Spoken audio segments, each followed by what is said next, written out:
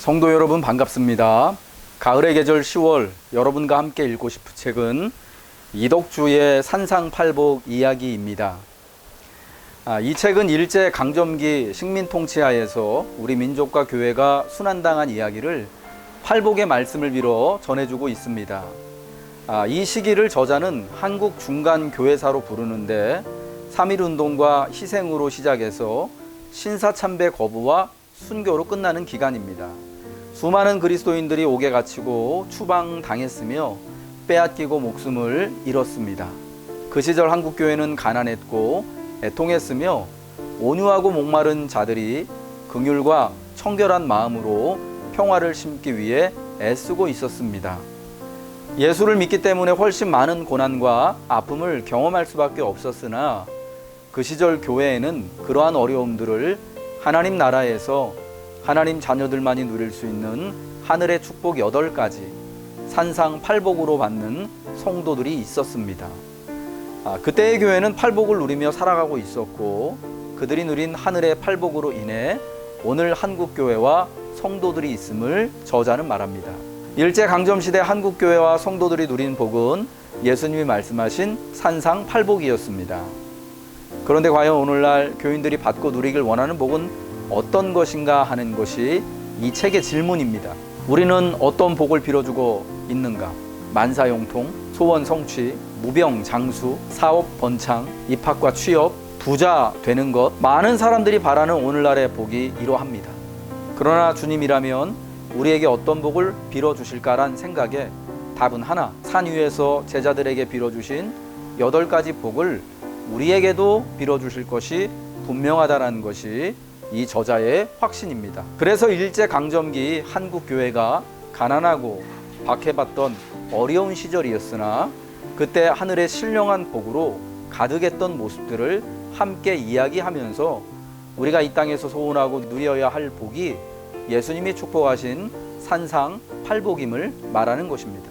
팔복의 말씀이 우리가 추구해야 할 하나님 나라의 축복이며 그 자체로 이 땅을 살아갈 힘을 주고 있음을 알 수 있는 사례로 2가지를 책을 빌어 소개합니다. 첫 번째는 이수정 목사입니다. 이수정 목사는 최초의 국문 번역 성경인 마가복음 언해를 번역한 분입니다.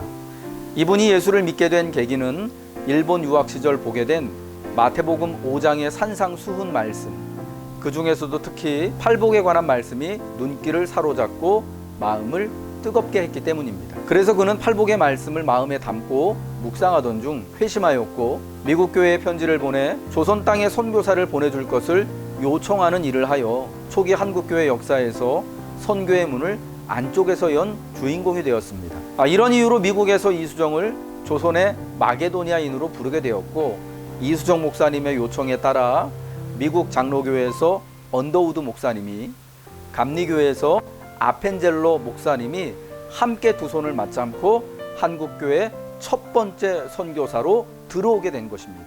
팔복이 마음을 움직이고 삶을 바꾸게 한 능력을 발휘하여 한국교회, 한국선교의 본격적인 출발이 된 것이죠.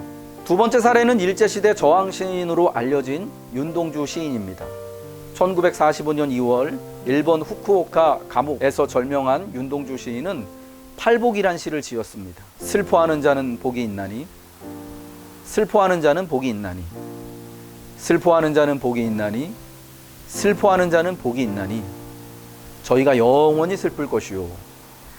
윤동주 시인의 시대는 양심이 있다면 애통과 슬픔이 정상이고 환희와 쾌락이 비정상의 시절이었습니다.